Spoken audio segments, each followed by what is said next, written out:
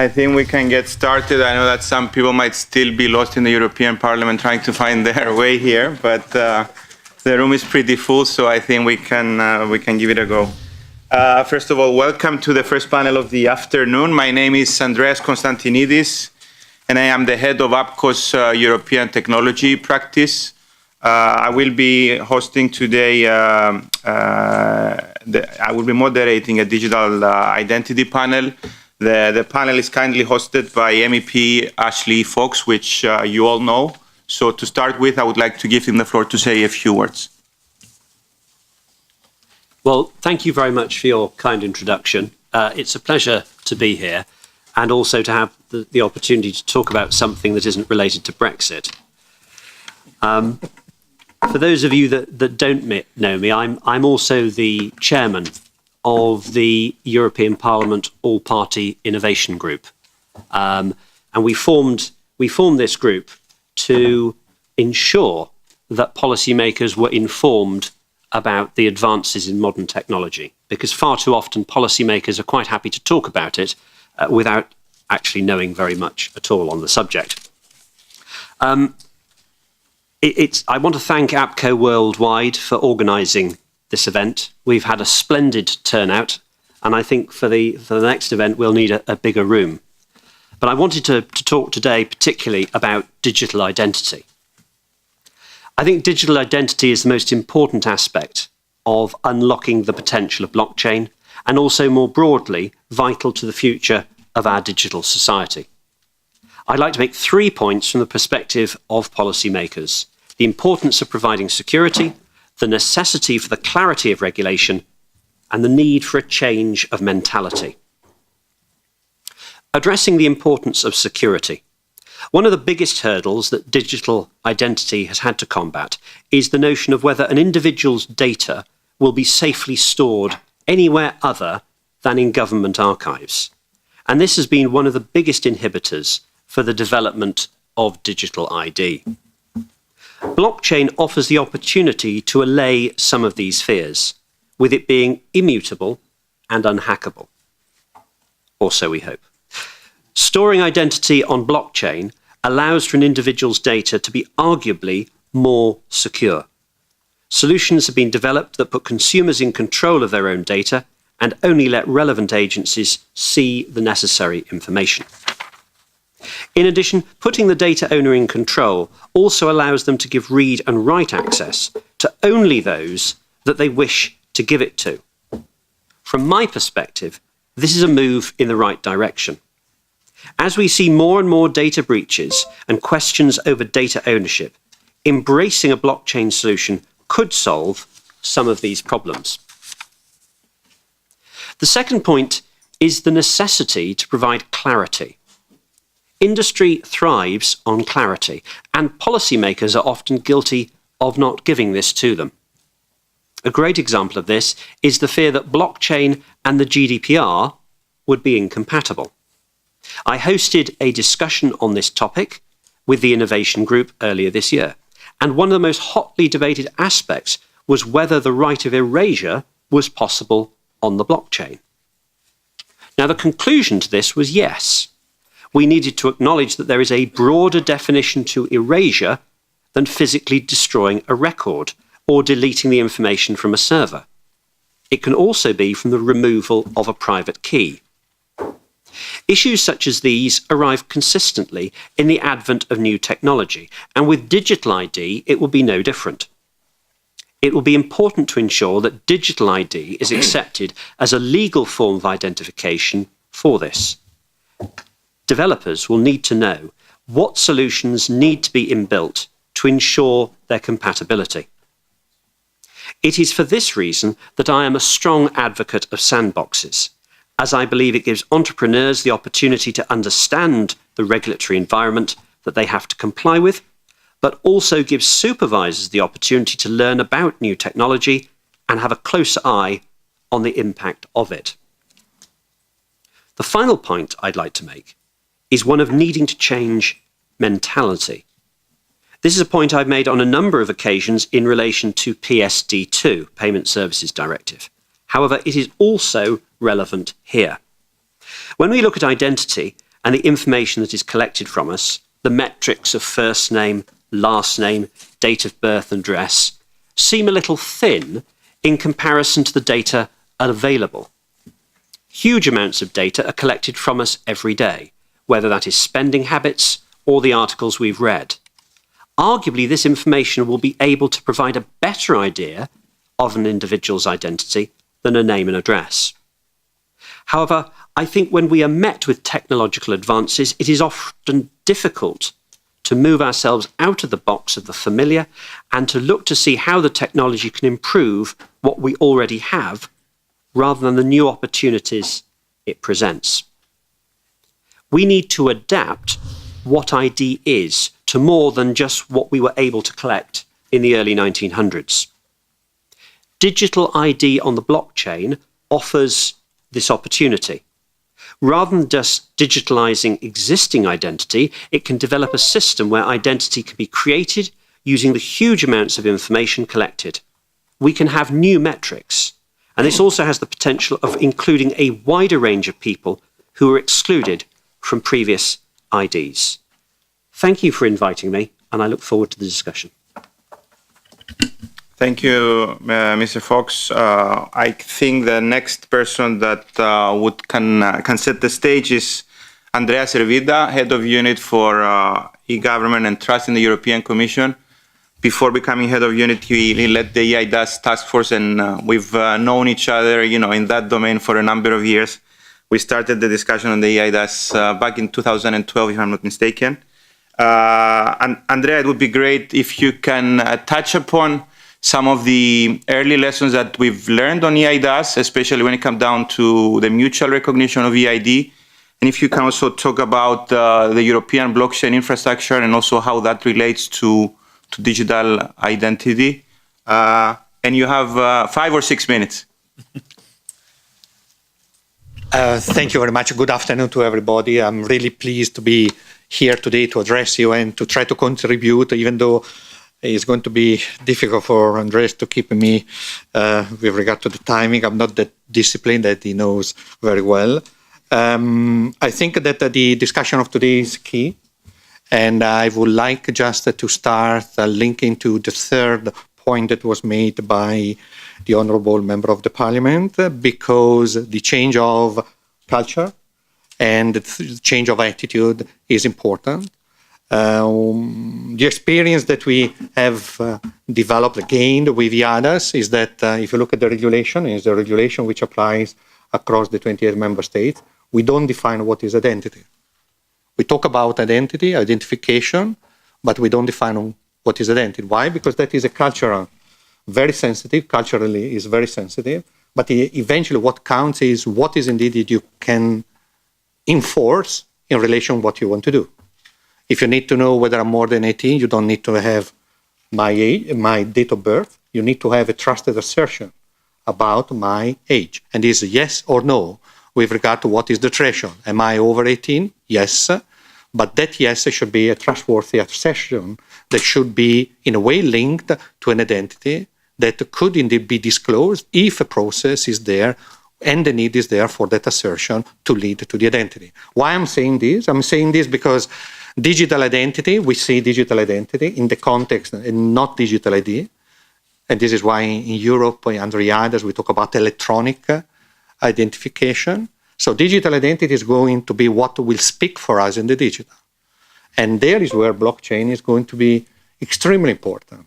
Assertion like whether my age is more than 18 or not. Once is assessed, and once I'm proved to be alive, and I can enforce that assertion myself, or I can produce and share that assertion myself with a security link that is there to make it possible for the relying party to receive this assertion in full compliance with what are the obligations that he has to discharge, then there is no point for me to seek for that assertion more than once.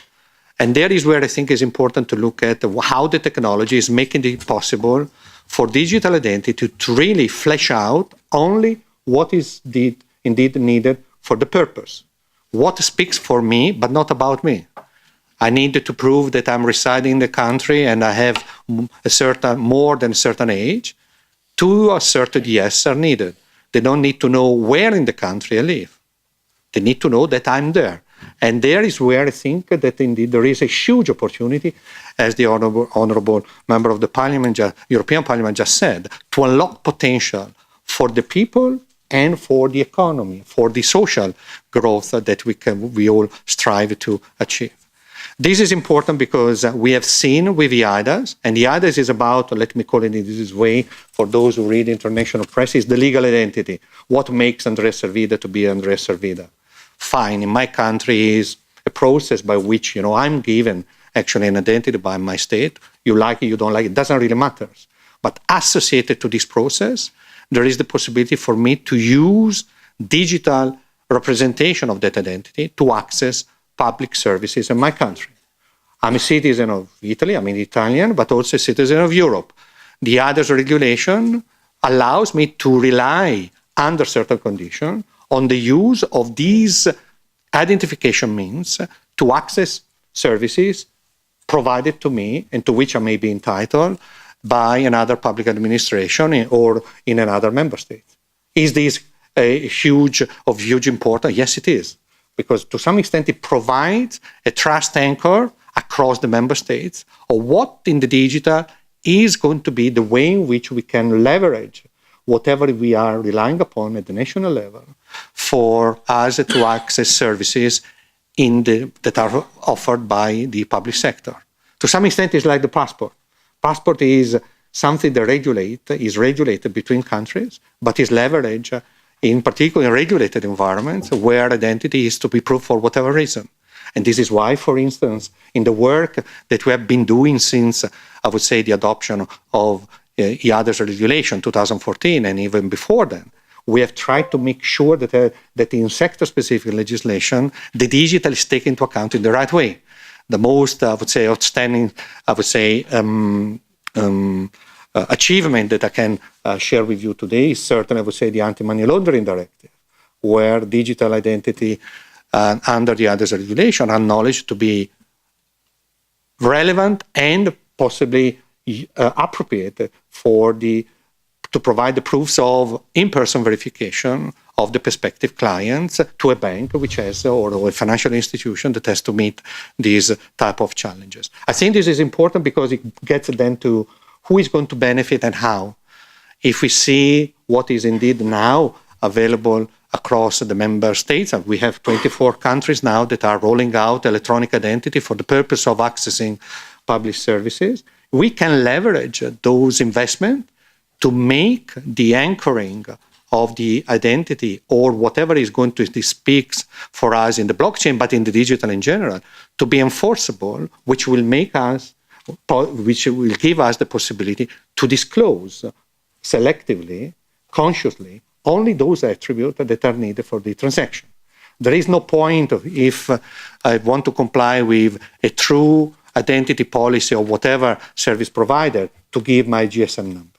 No, that service provider may be receiving or should be open to receive what is a trusted assertion for which a country is taking responsibility and the liabilities toward all the other 27 member states, for that assertion to be uniquely linked to what I indeed make myself to speak for me in that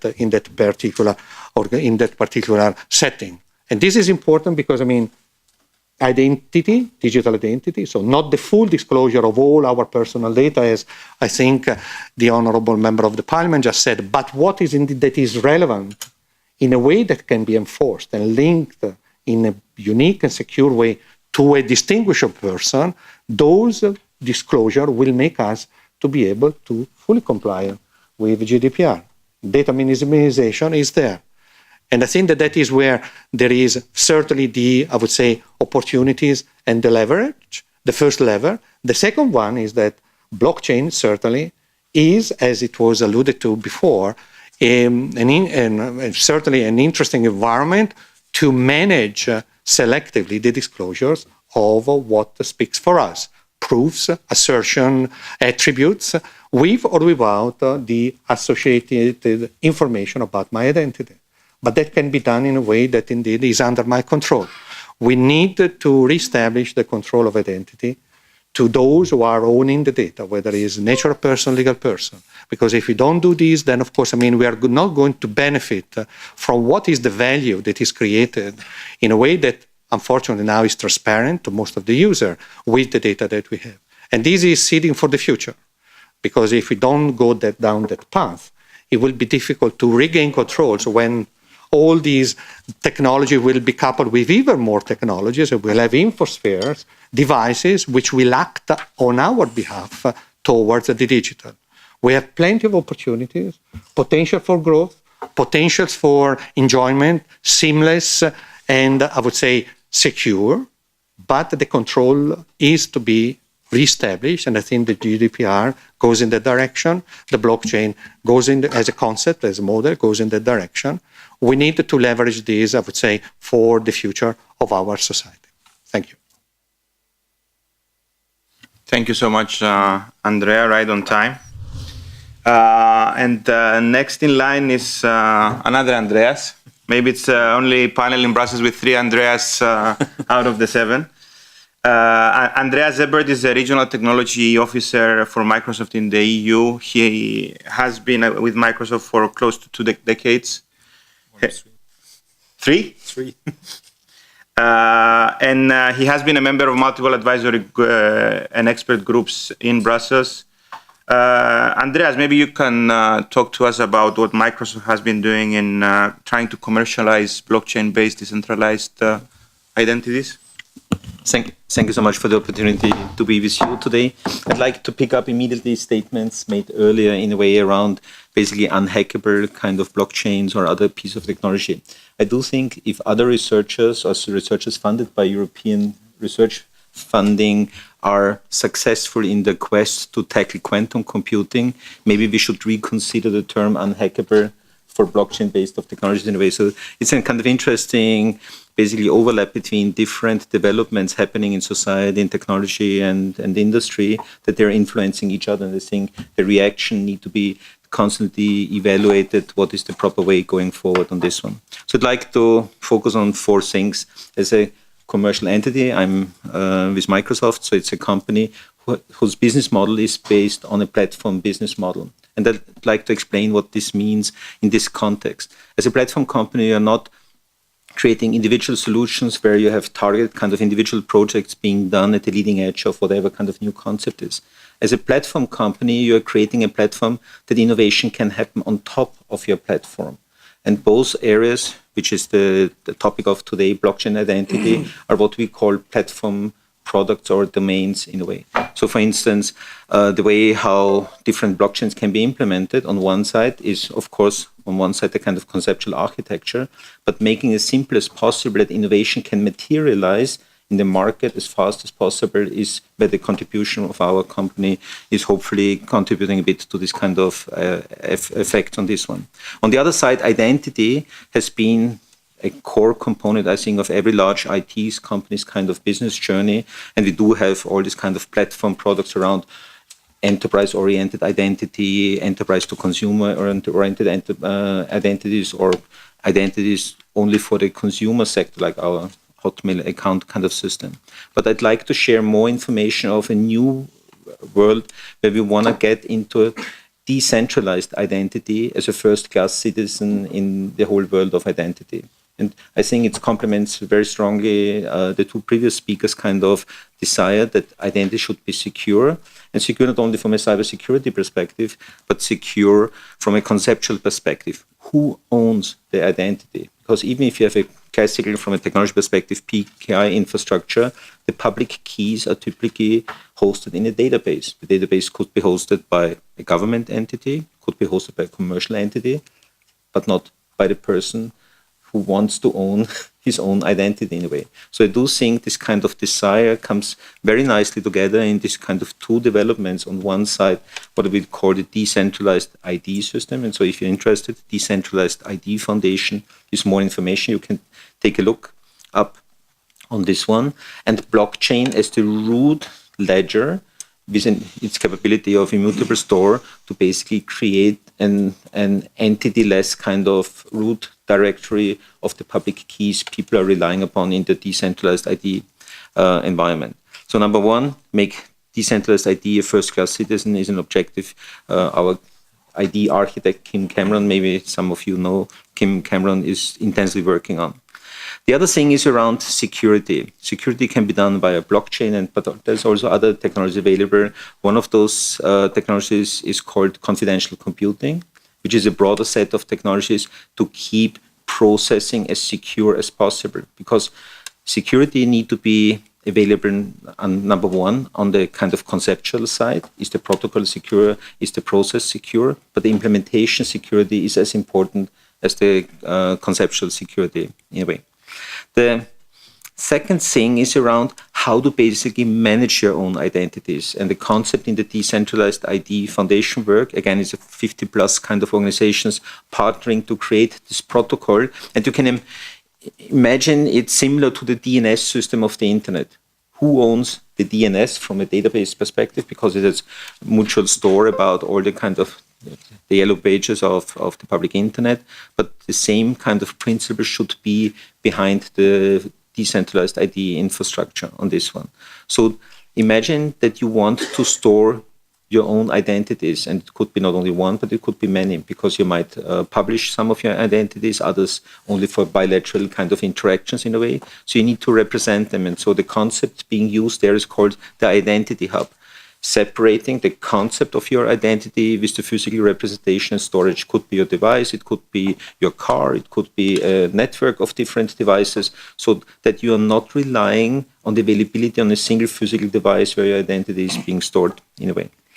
And so overlapping these kind of two concepts, consider blockchain as the root of trust in this decentralized self-sovereign identity, sometimes being called decentralized ID system.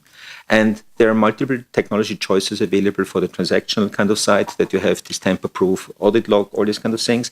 But the foundational root layer, I think, is one of those areas where blockchain is really uniquely positioned to provide value and create this kind of hook, then digital representations can be done. One quick comment on the GDPR side, because GDPR has been mentioned a couple of times.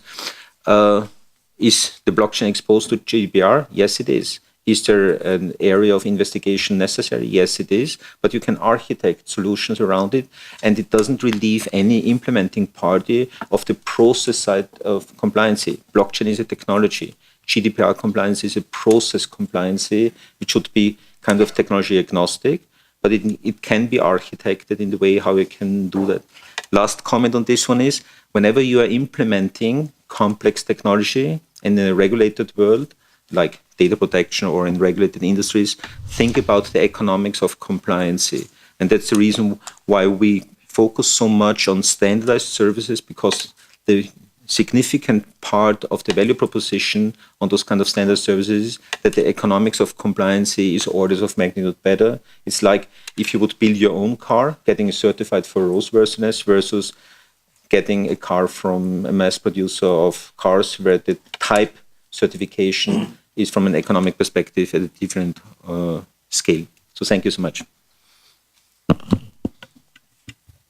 Thank you so much, Andreas. I would like now to pass the floor to Nicole Sandler from Barclays.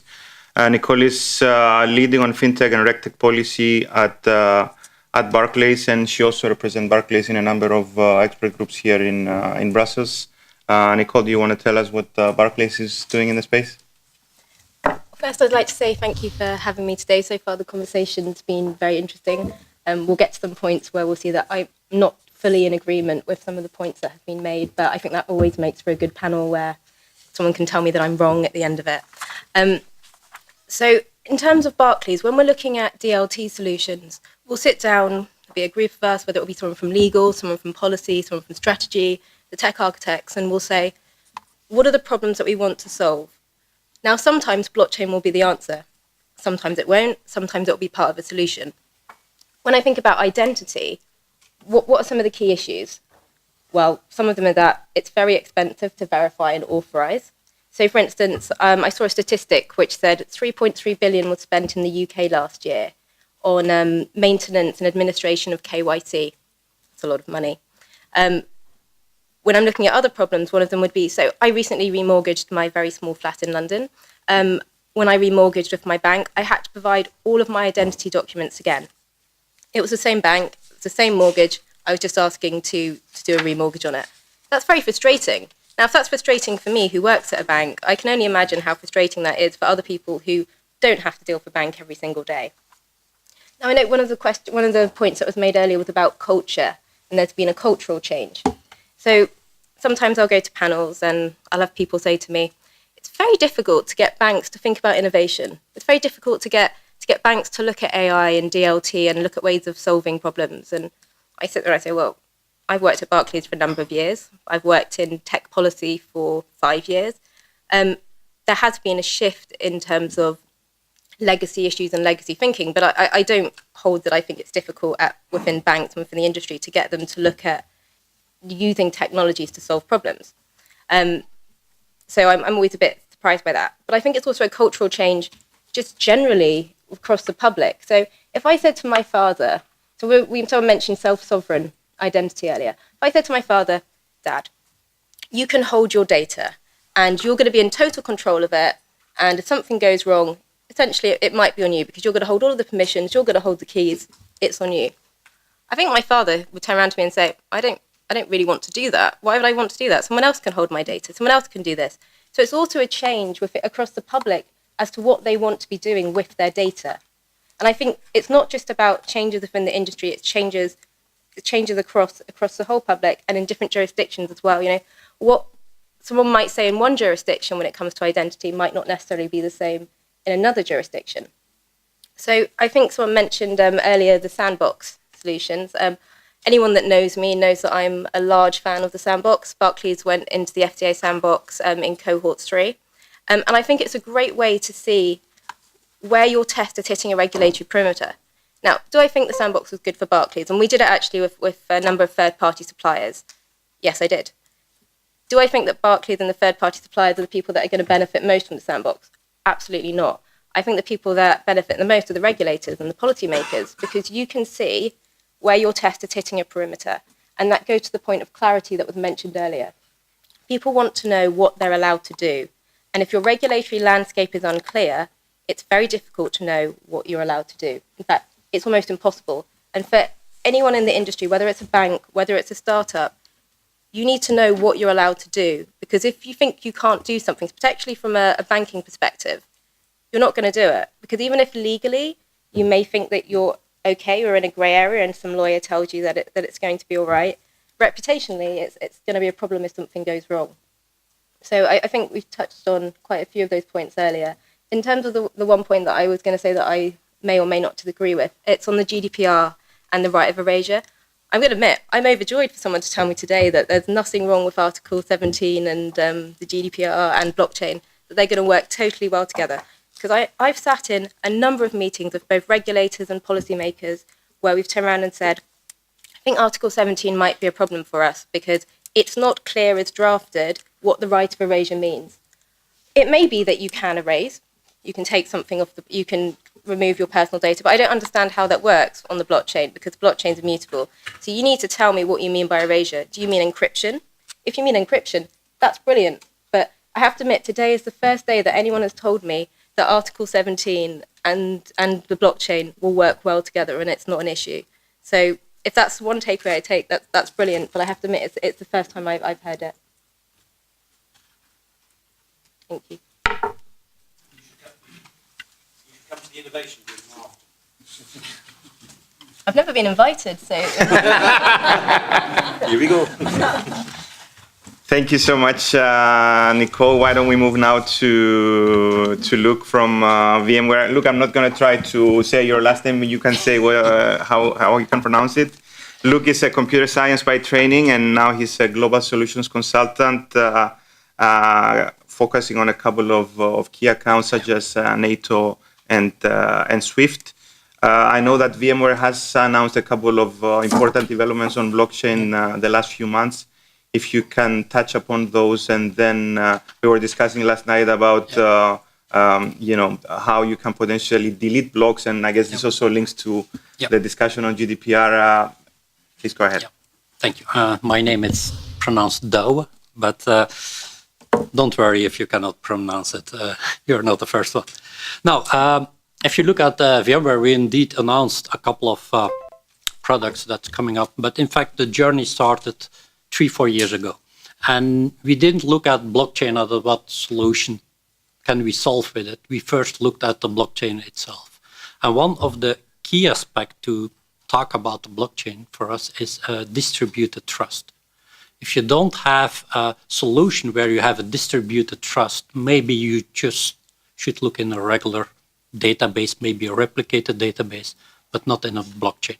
Because today, blockchain is still a sexy word. A lot of people, they just want to have a proof of concept on blockchain without thinking about that. And on that, we built that on distributed trust. And this morning, I heard in one of the sessions saying, yeah, scale and security doesn't go together. We don't agree with that. We looked into a consensus mechanism which can scale and provide security. And we call that Byzantine fault tolerant agreement. And in fact, the idea is that you're going to come to an agreement on what you put on the blockchain, the next block, knowing that some of your nodes may be compromised. Because we said security is safe. In blockchains, certainly if you look like with Bitcoin, we have like a security by numbers, but you cannot assure that every node will always be 100% sure. So we are assuming that it's not always the case, but still that you have an agreement and that's secured. Now, once you have that, you can build on top of that. And what we were working on, it's what we called zero knowledge of proof. And the idea behind it is that you can prove that you have something without showing it. So also we call it verifiable claims. And a daily usage can be if somebody wants to buy alcohol and he has to show that he's from legal age, why does he not has to show an ID which his birth date on it? It's just good if you can prove, yes, I'm legal age. And that's all they have to know. So, and based on that, you can start building further on that. Another use case is like if you apply for a job and you want in your CV, you say, I have this education with this degree. If the company that wants to employ you wants to verify that, they cannot call to the school because the school would have hundreds of calls each day. That's not possible. But with verbal claims, you can show that your CV is correct. Because today, if you're applying for a job, and certainly if you're recruiting, it's not uncommon that the CVs are sometimes uplifted a little bit. But by doing that, you start building like an ID. And it's not an ID like we put your passport, we put it in a blockchain. It's an ID that can live on different blockchains. You can have like an educational institution making a blockchain where they put information on it, but you can have other blockchains. And for us, it's important, and we are also working on that, to connect those different blockchains together.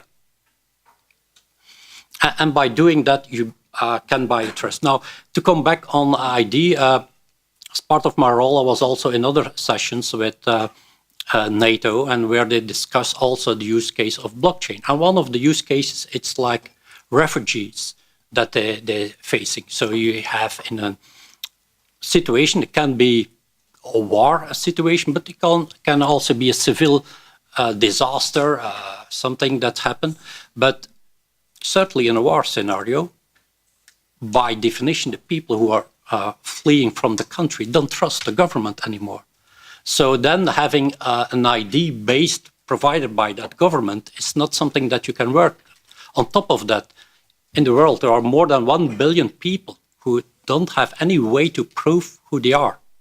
They don't have any papers. They don't have birth certificates. Okay, that's maybe uncommon in the Western world, but even, I heard just before the meeting that even in the UK, we're talking about 1 million people that don't have all those needed papers. So, and then again, you can have a technology like blockchain helping there. And no, you will not have one entity who put there the identity, but you have to imagine situations like when an NGO like the Red Cross first time received the refugee, they register them in the blockchain. And further, when they have aided and they go further in the chain of help, the actions taken are noted down in the blockchain. And then later on, maybe they arrive in Europe, you have a chain that they can prove that they are from a certain country. Because we can see in the blockchain that the Red Cross met them the first time in Syria or in Lebanon or another place. Or at least you have some trust. And that's a different way of looking to an identity, but it's certainly a way worthwhile to investigating it. And that's, and we are, of course, commercial company. We want to bring our products, but what we made are on the consensus agreement, we open source it because we also recognize, like I said, you will have different blockchains connecting to each other.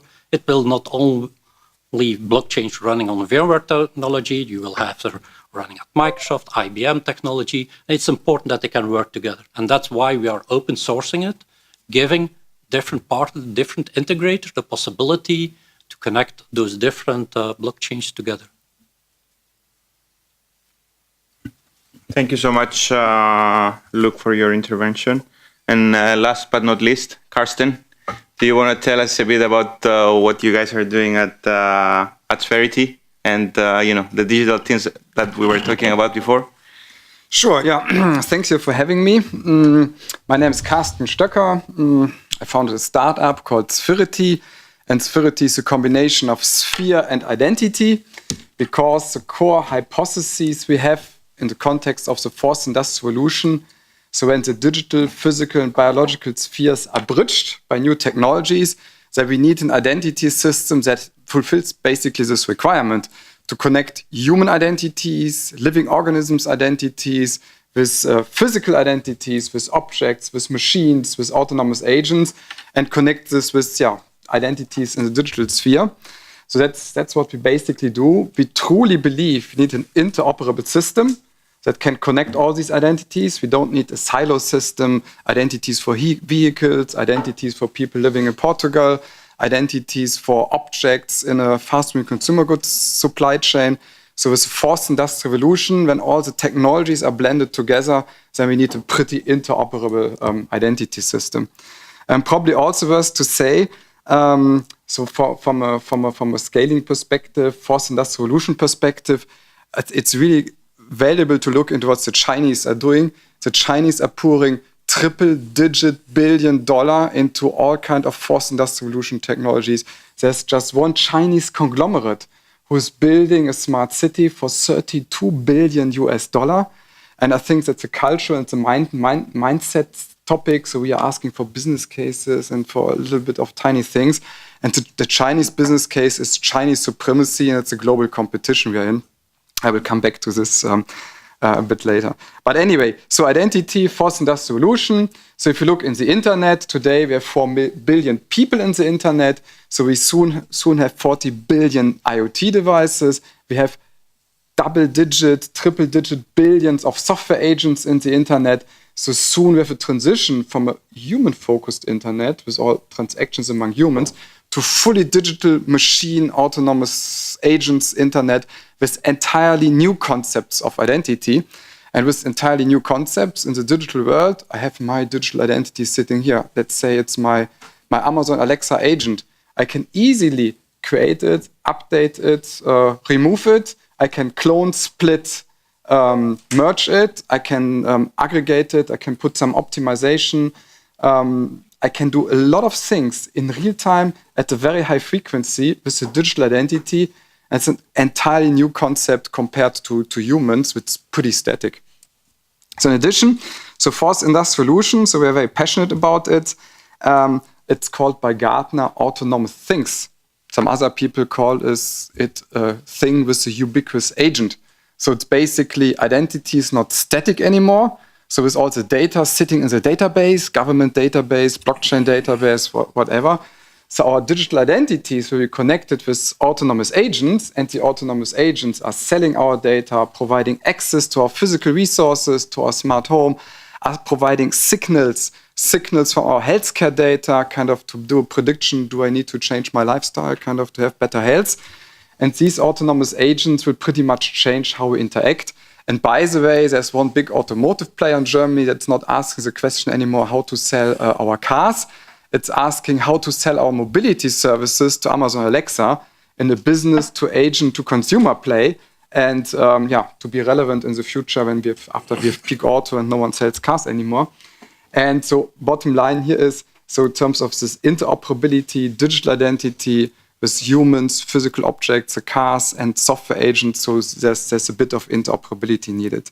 So we heard about verifiability.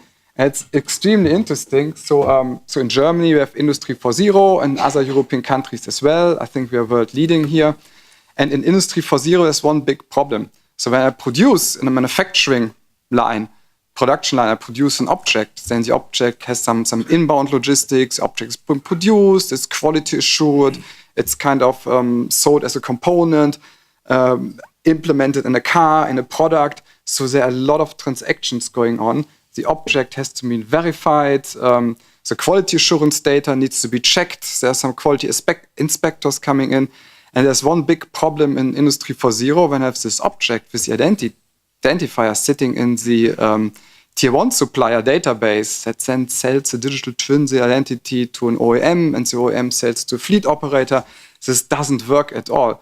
It's not interoperable from an addressing scheme, and it's not working from a verifiability thing, because when it's a fleet operator needs to verify a spare part, or an insurance company needs to verify a piece of telematics data, they cannot independently do it. And with blockchain, taking the root of trust out of central databases, putting it on a decentral distributed ledger, suddenly every player along a value chain can take an object, can take an assertion, you mentioned the assertion, can independently verify it, and this is super valuable for Industry 4.0. And of course, what can be done in Industry 4.0 can also be done for humans, and that's a little bit the perspective we have here. So before I close, I think it's a big myth when it comes to blockchain identity that we have all these sandboxes and regulatory kind of clarity in place. There are a lot of use cases that can be done into today's existing market designs, into existing regulatory frameworks. So it's not about crying like, I need to do this, the regulators and the policymakers. A lot of stuff can be done today in terms of kind of taking on the competition with the Chinese. Chinese are doing large-scale field tests. I think we also have to go in the same direction to have a little bit more dual mode of operations approach, like existing systems in parallel, distributed systems, field testing it, scaling it to build the technology competencies here to compete with Chinese supremacy in the near future. And also the US, and that's where I want to really close, because the US is pushing standards like hell. So in the World Wide Web, W3C consortium, they're pushing the standards, and you mentioned them, verifiable claims, decentralized identities, the semantic webs.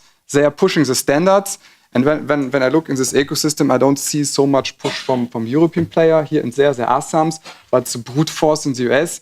So we have to take on the competition with the Chinese in terms of their risk appetite to scale and build technologies for supremacy, and also with Americans that try to standardize everything else for the future of the internet. And it's pretty competitive.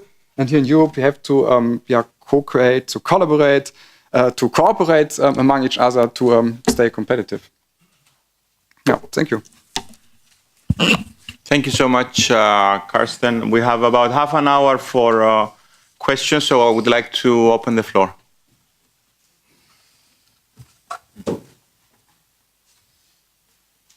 Everybody's shy after lunch? Then maybe I can ask Andrea. Andrea, talking about the IDAS, do you think that we need to go back and revisit the IDAS now that we're talking about blockchain and identity? Hopefully not, but I would like to get your thoughts on that. Whether we like it or not, in 2020 we have to come forward with a report on how IDAS is working, what has been the impact. But certainly I would like to I would say, pick up on certain points that were made earlier. In particular, what I had the pleasure a couple of weeks ago was in a panel with the Prime Minister from Malta, and it was actually very proudly saying, oh, our country is the first country that has adopted a law on blockchain, actually a set of law on blockchain to enable, I would say, the way in which blockchain may deliver services, both for public, so public service, but even more importantly, for private sector. And what struck me is that he said, in a very proud way, we don't mention blockchain in the law, which is, I think, what should make us think a bit, because indeed what counts is to see and to try to capture whatever regulation, what is indeed that is going to enable, what are the principles, what are indeed the long-term, or I would say, those conditions that will nurture innovation and will stimulate innovation. Then today is blockchain, DLT, you call it whatever you like, but in the future we don't know. But certainly the blockchain, DLT, is bringing forward new elements that it's worth reflecting upon.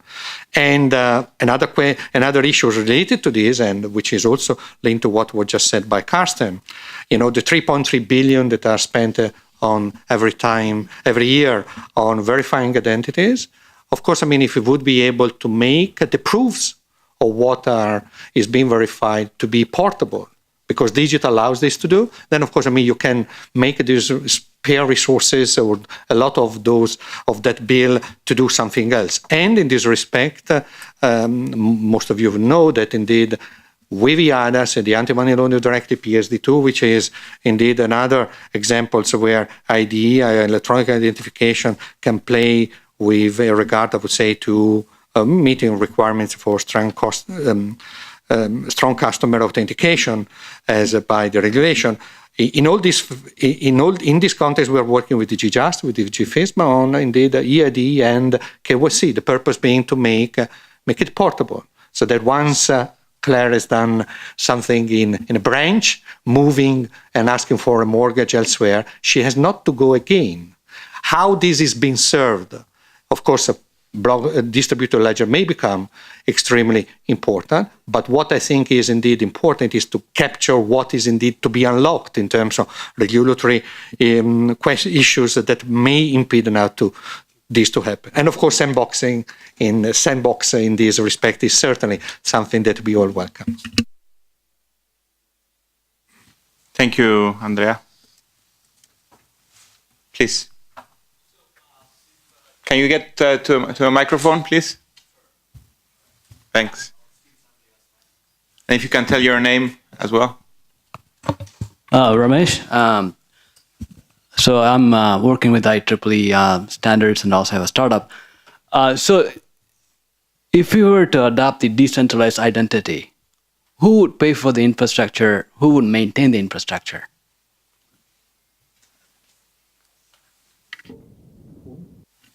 Who wants to take this?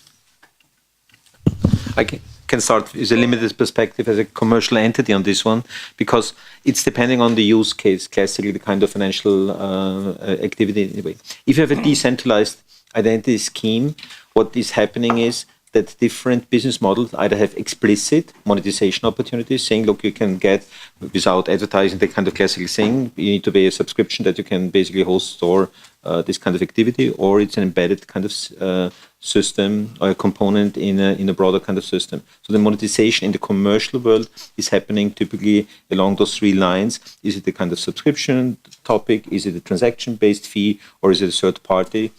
Famously called as advertising-based business model in a way. That's the three classical monetization opportunities and financial sustainable models in a way. I can't talk on behalf of governments what the potential financial instruments would be to fund this kind of activities, but typically that's in the commercial sector on this one. What is helping this kind of thing is scale, incredible. And I mentioned quickly in my initial comment about economies of scale happening, and this is a panel on blockchain and identity, but the foundation, at least from our perspective, is the superior economics of the cloud model, the hyperscale cloud model in a way, on three layers typically to be manifested. Number one, the unit cost of IT typically goes down by an order of magnitude. The cost of or the economics of compliance, it typically increases by 2 orders of magnitude. And the speed of innovation take-up typically increased by 3 orders of magnitude, because you can ship to a global customer base on a daily basis new functionalities in a way. And so when people talk about the cloud paradigm, typically this kind of scale benefits are not the primary dimension they're thinking about. And especially in the context of platforms like blockchains or identities, those kind of economic effects are kicking in very, very fast. Thank you, Andreas. Andrea, do you want to say anything on the infrastructure side of things?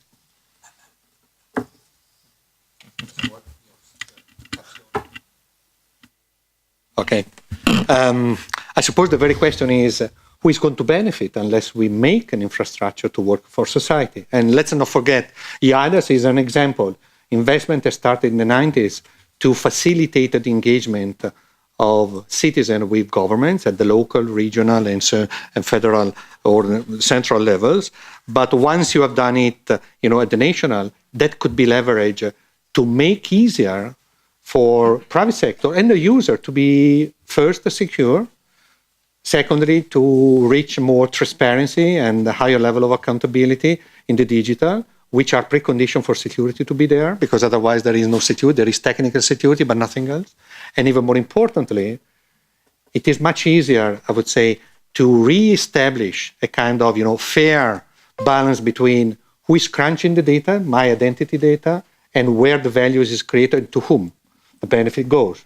So I would say, in a provocative way, if we don't afford the security infrastructure, who is going to benefit from the identity? And we see now, in the way in which identity is being crunched, that the most of the value is not for those who get their identity data to be crunched, but they are for those that are crunching the data in a way that is not even easy for whoever to establish exactly what is indeed the value that is generated. You may be associated to some value, but I suspect that the economic model, it goes well beyond what is somehow public knowledge in this respect. Thank you, Andrea. Nicole, you wanted to add something? So I hear the maintenance question quite a lot. Where is the data going to be maintained? Who's going to be organising it? Who's going to be running it? Sometimes you'll hear that perhaps it should be the governments that do that. And I'm not going to say yes or no on that. The only thing I would say is then it becomes quite jurisdictional. Mm-hmm. Now, if DLT is meant to help solve some cross-border issues, that's one of the things I'm told a lot about DLT. If you're only leaving it with governments, then you are going to lead into a jurisdictional problem. I don't know what the solution is to that, but I just think it's something that's worth thinking about when you're talking about maintenance and handing it over just to governments. Please. So I think this is something that policymakers have yet to discuss. I'm very keen that it is not the taxpayer. I'm very keen that the governments do not get involved, because they'll do it badly and cost us more money. And I don't want consumers either. So that leaves the businesses, who in some form will have to pay some sort of fee for access. So when they verify identity, there will be a fee, and it might be a tiny fee. It might be a €1 for 100 checks or whatever it is. But I would be very keen to keep the base in the private sector and keep the taxpayer out of this. Thank you. Anybody else? There's more questions. Yeah. Thank you, Kai Wagner, also from an identity company. I'd like to just touch on this point made before, and what I would like to touch on is this question of where the government or where the European Union could be involved, especially in terms of standardization, because yes, it should be to companies, it should be to competition in the market, but for that we need a clear stance on standardization, we need a clear stance on where is the eIDAS and how is the eIDAS integrated into self-sovereign identity, and how is it integrated with these open standards we've been talking about with DIF, that was mentioned by Microsoft, or also part of this is our company. And it's really about how can we establish a market that truly allows for competition. So we actually see these effects of prices going down, better utility coming from these different attribution sources, these kind of things. I think that in a way that could be considered as the sandbox approach, actually, what the Commission is promoting is this type of approach. We have done in the past a pilot with mobile, because EIDAS is indeed provided the framework and leverages what is there. I'm from a country where identity is normally provided by public sector. I have an identity card since I'm 16, and electronic identity is also there. But what was notified under EIDAS was the private sector scheme, as in the UK. Why? Because there is a business there. If this is recognized by member states in the context of what can be enforced as credential to prove the identity up to the point of in-person verification of the legitimate holder of these credentials, then of course this becomes an asset for whoever is going to transact, either the user who may pay some fees or the recipient. If I have to, I would say, manage data to prove the identity of my prospective clients in the digital, I have to go via quite a demanding process if I do it without relying on a trust anchor that I may leverage for that purpose. I need to get, a copy of document, which I have to maintain. I have to make them secure, to make them available, blah, blah, blah, blah. I could indeed have to take in risk management framework other measures, including, if I show up to a bank to get my identity plus, invoices or what. All these data, they have to be maintained, actualized if needed, and all the rest of it. If the digital identity is actually becomes transactional in the sense that can be relied upon as it is under the others, then of course, the business model emerge. But the member states should make the effort, as some member states have done, to open up this opportunity for the private sector to provision and to rely upon what is going to be somehow made recognized and enforceable cross-border. That is the first point. The second aspect related to your question is that when I have the trust anchor that is enforceable, then of course anything else that I need to transact is really what is matching the need to know principle. Do I need to prove, as was said before, that I'm above a certain age? Yes. If that yes is an assertion which can be enforced, associated to an identity that is distinguishable, then the relying party just get the yes with a stamp or whatever.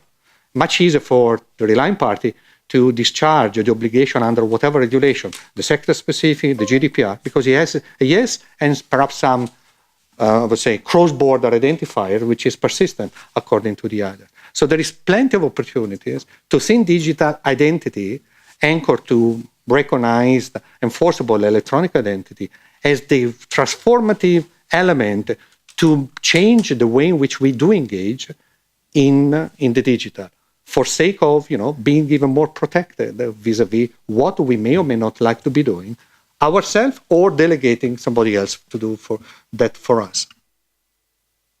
Yes. I'd like to add on what Andrea just said on the EIDAS kind of architecture. The way how I see it as a technologist person is based, maybe it's a surprising kind of statement, I do think that Europe has one of the most advanced interoperability frameworks. The European interoperability framework is a 4-layered model, in case you haven't looked into this one, where you have 4 layers of interoperability: technical interoperability, semantic interoperability, organizational interoperability, and the 4th layer is legal interoperability. And there might be a 5th one, which is not in the document, which is human interoperability. So if 2 people don't want to work together, no technology will make it happen. So the 4 layers are to be spread between the different things. The way how I see it, and maybe Andrea would see it differently, that EIDAS is focusing on the semantic layer and the legal interoperability thing. Because no technology will make it happen that a government agency or a civil servant has to accept a certificate, a proof, and stuff like that. That has to be done at the legal interoperability layer. And new technology typically develops much faster versus the evolution of legal interoperability, because societal norms are moving slower typically than technical innovation. So the way how I see this interrelated kind of layers is that semantic layer and legal interoperability is the EIDAS kind of core competence and focus and framework.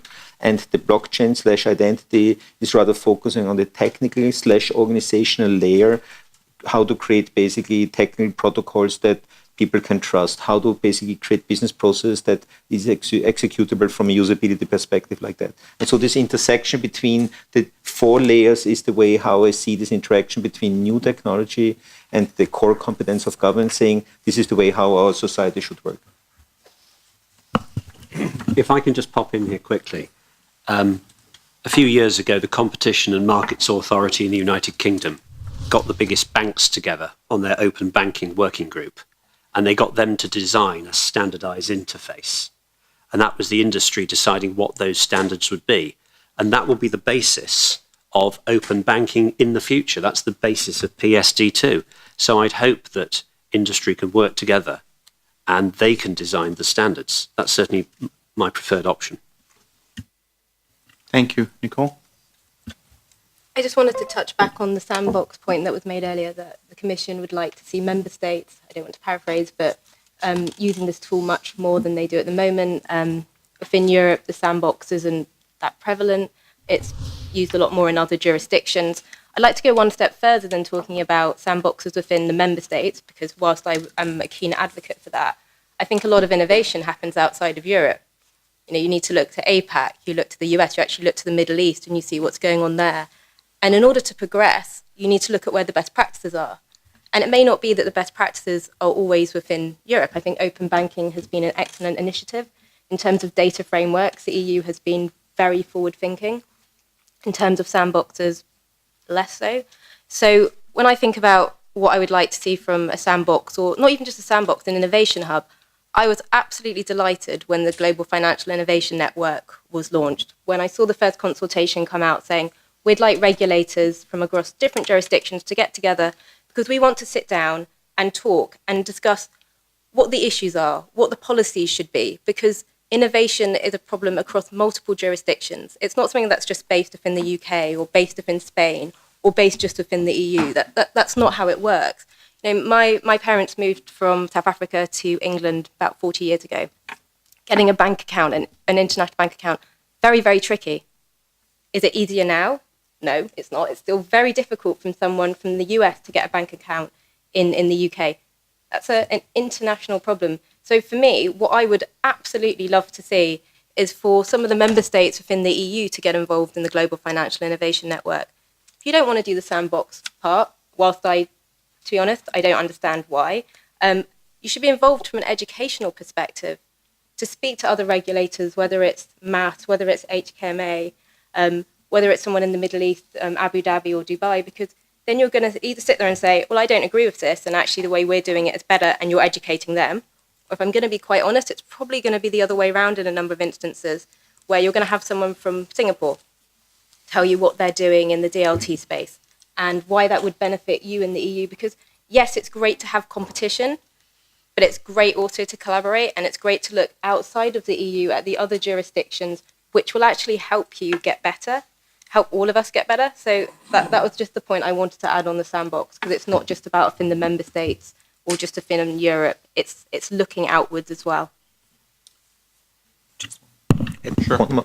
Just adding one more thing, because it has been mentioned, the kind of aspiration that new concepts developed in Europe should be global lighthouse kind of things. And GDPR is one of those kind of, let's say, developments where Europe is really leading from a kind of breadth of thinking how personal data should be protected in a way. And I want to share one data point which I found particularly interesting.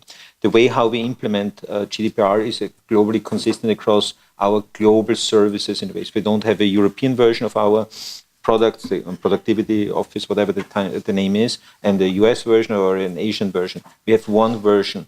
And so what we did was, given that it's a kind of industrialization of IT, we can measure how many people are asking for data access on getting information about their own data being stored in a service. So in the first 6 months, 5 million people executed their rights given by the GDPR to look into kind of data access. But most of the 5 million people were from outside Europe. So the country with the highest number of people benefiting from the developments in Europe were in US, 2 million people. The second one was Japan, and the third one was Germany, in a way. And so it's really visible globally that the standards set by Europe are used by humans and people on the planet. Thank you, Andreas. I saw a couple of hands on this over there. Yep. Hi, I'm Torben David with Bitkom, the German Digital Association. We've touched obviously on like how to create an interoperable identity solution, and it's all very exciting and something that we're also excited to support. But In Germany, we fight much more basic, ancient battles, you could say. For example, just last week, the federal minister for the chancellery at one of our conferences estimated that in Germany there's still 1,800 paper form requirements in German law. So even if we create the best solution to put identity on the blockchain or online and take control over the data back to the individuals, they might not actually be able to use that identity a whole lot because of the way that paper form is still embedded in national laws. Obviously, this is different from country to country. Germany is an extreme case. Other countries like Estonia basically do not have those requirements anymore. But is there something that you think, and that goes to everyone, I think, that you think the European level could do to facilitate the transformation back from the paper-based administration to the digital administration? The primary responsibility, sovereign responsibility to intervene in that area is of the member states. So, and the way in which I would say we have been conducting, I would say, or the way in which the policy has been shaped up through the last 10, 12 years is about engaging the member states in building upon those good experiences, good, I would say, projects, which at the European level will drive the digital transformation cross-border, but also at the national level. In this respect, I can tell you that I'm very pleased to say that on the 21st of November, the regulation Single Digital Gateway was published on the official journal. That contains in Article 14 the first ever cross-border instantiation of provision on one solid principle related to the 21-22 procedures which are there. This means that of course, the one solid principle, which means that given the possibility to citizens and companies to consent for data to be fetched where the data are already stored, provided that, of course, they are available in digital forms, is actually there. But, that is already something that gives first a clear message that there is nothing that is indeed, I would say, making things complicated more than, I would say, resisting to the digital transformation. Digital transformation is to make life easier for our citizens, for our businesses, and it can be managed. But in order to be managed, in particular when you go to public sector, you have to have the trust anchor, that is the way in which I can digitally be reassured that the person, whether he's a natural person, legal person, because IADAs cover both, the person that is acting digitally towards my administration is actually associated to an identity that has been verified, proved, and on which I can rely because there is a framework that allows me to do it. It seems very little, but certainly the more this will become the practice, the easier indeed will be also for, I would say, countries that have been a bit, I would say, less digital in the past, to see that is doable not just for sake of their citizens, but to make their citizens to benefit from what the scale, so Europe, is going to offer to them as a person, as entrepreneurs, as businessmen, as a consumer, because that is where it boils down to. So we are driving this with, the others, with the one solid principle, with the action plans, with other legislation. I mean, global dimension was alluded to. The Financial Action Task Force, which is about anti-money laundering, is now tailored to what in Europe will be anti-money laundering number 3. We are number 5.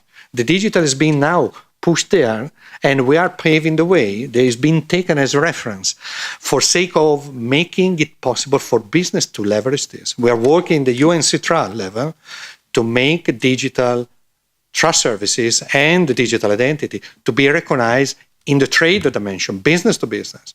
Once it's there, then of course you can make the federating approach to become the practice. And this will have a repercussion also at the national level, because you can't be digital cross-border, you're not digital national, because expectations are created to push also government to act more quickly. And it's not just Germany, unfortunately. Thank you, Andrea. Andreas? Yeah, May I answer as an Austrian, being neighbor to Germany in a way?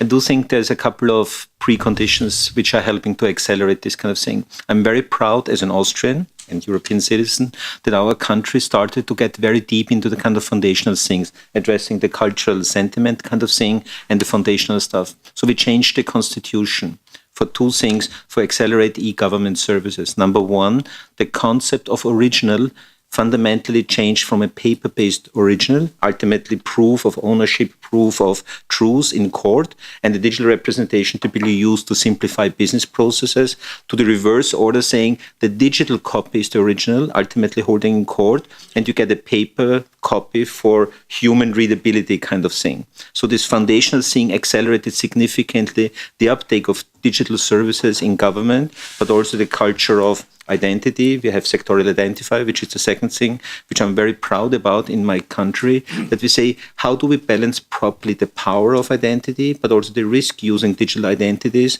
And so it's called sectorial identifiers, that every single ministry has a different slice of your identity, and they need a court order to recombine it back to basically do something between cross ministries kind of thing. So this is something where I think every country has to address the kind of cultural resistance to accelerate the uptake of technology. Carsten, any thoughts on Germany? Yeah, so thoughts on Germany. I think, I think people are aware of this. It's probably not on the highest part of the political agenda, I would say. So we have other problems on the political agenda.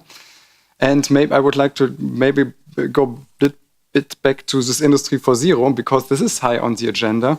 And at least I think the German industry is pushing to get digital identity systems verifiability into this, and that's a good news. In addition, I want to say, so when it's about identity, it's not, let's say, we need to have a shitload of expensive blockchain infrastructure in place. So I think we only need a bit of, let's say, immutable blockchain storage in place to store an immutable proof, to anchor a verifiable claim. And it's not so expensive. In addition, there are a lot of cryptographic methods that are where a lot of kind of research is going on, and the industrial players are kind of jumping on the bandwagon to use cryptographic data structure to prove something off-chain, to anchor proof on-chain, and to really drive scalability. Because so with these kind of things, scalability is possible. It's possible in Industry 4.0 sector, but then it's also possible for humans as well, because they have less transactions. Last thing, what's also kind of an aspect, let's say, at least in the industry in Germany. So we have GDPR for humans, and especially when I have machines, and the machines are doing economic transactions because they have their wallet and do some transactions. So the machines are also vulnerable to be exploited by another machine, that's let's say, trying to get hold of data or to do some with leak data.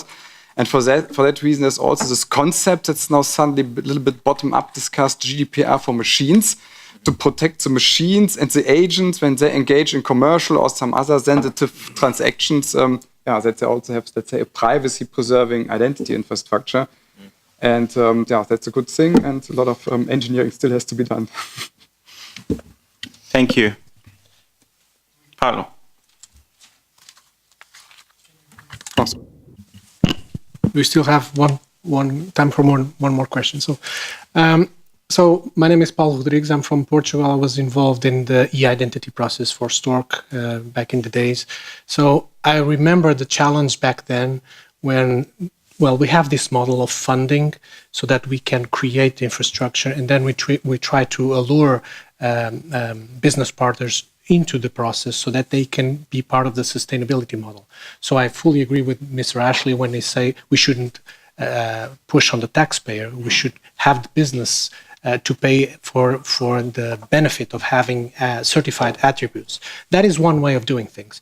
And this discussion has diverged a little bit from blockchain itself, and I would like to reframe it in terms of blockchain, in a sense that blockchain is kind of a sum of three different key features, which is distributed systems, which is token economics, and it's cybersecurity or cryptographic.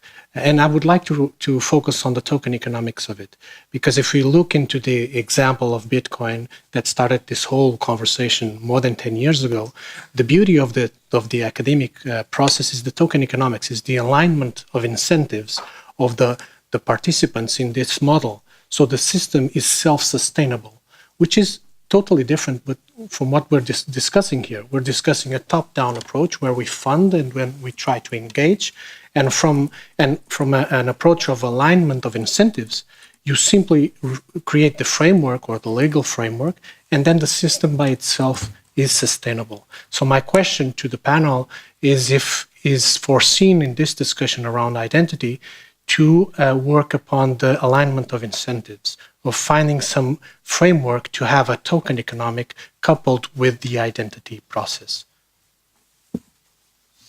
Thank you. Any takers?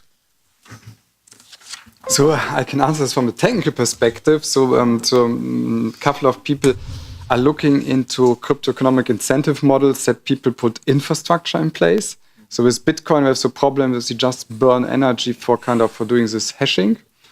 And I think, so when you look into the basic needs of identity, it's key management and to be able to do privacy-preserving transactions.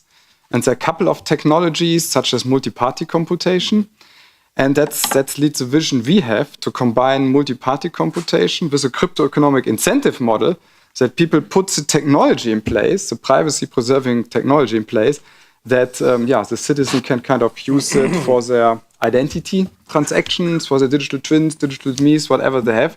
That's a let's say, a little bit of a technology push. That what we are doing, provide incentives to put privacy-preserving technology in place, exactly as in the Bitcoin example, but not for cryptocurrency, primarily for an identity system. Just want to add one comment. I think if you expect that out of the government, you put like a blockchain with identity in there and you expect industry to fund it, it might be turned out in the other way, because what you will see is that industry, if they have a use case, they will apply it, having implement their own ID and then fund it because they use it, they have a business use of it. So be prepared to accept that there exist different IDs. If I look to personally, I'm a Belgian citizen in Europe, so I will have an ID in Europe, but I'm working for an American company. We'd be very surprised that American company, if they're using an ID that will be based on a European model or rules, so they will have the European ones. I'm a diving instructor. Next year, they will start all trainings, tests that we do must be electronically noted. So I will have there also an ID. It's not linked to my electronic ID of the government. So people will have maybe dozens of different IDs. And I think you need to be prepared to cope with that and to link them together. I don't believe will be one ID. I said it in the beginning. It's not like my passport that I put in the blockchain. If you try to do that, I don't think it will succeed. You will look into synergies and in use cases. And in the beginning, it will be learning, and maybe sometimes it will fail, and you build on that. But if you think that you will have an overall with all IDs and everybody using that, personally, I don't believe in that. Thanks. Quick comment, Andreas, because we are over time. Super quick comment on this one. You mentioned the let's say, what is holding us back to uptake this kind of thing. A couple of quick comments on this one. We had this European experience that grid computing was funded out of public money, but it didn't create a new economic model. So when the public funding stopped, the model didn't survive. Cloud was a let's say, technically the same thing, but a different economic model behind it. AI is a nice example for blockchain. So in the last 12 months, I don't know if people paid attention to this one, the cost of AI models went down by a factor of 500. because hardware, software, algorithms, data availability, all these things created network effects on this one. We see the very same in the blockchain domain as well, because you can run blockchain in your own server, you could go to the cloud in virtual machines, but you can use it on micropayment with serverless infrastructure as well. So each one has orders of magnitude better efficiency. So the objective of have innovation diffusion is to keep the cost of failure down, that people have a safeground, a kind of sandbox, an economic sandbox to test out new innovations, to find the proper business model bottom up, because top down, it might be the wrong guidance getting top down in a way. But there's a lot of network effects happening underneath. Thank you, Andreas. Mr. Fox, any closing remarks? I was very glad he agreed with me.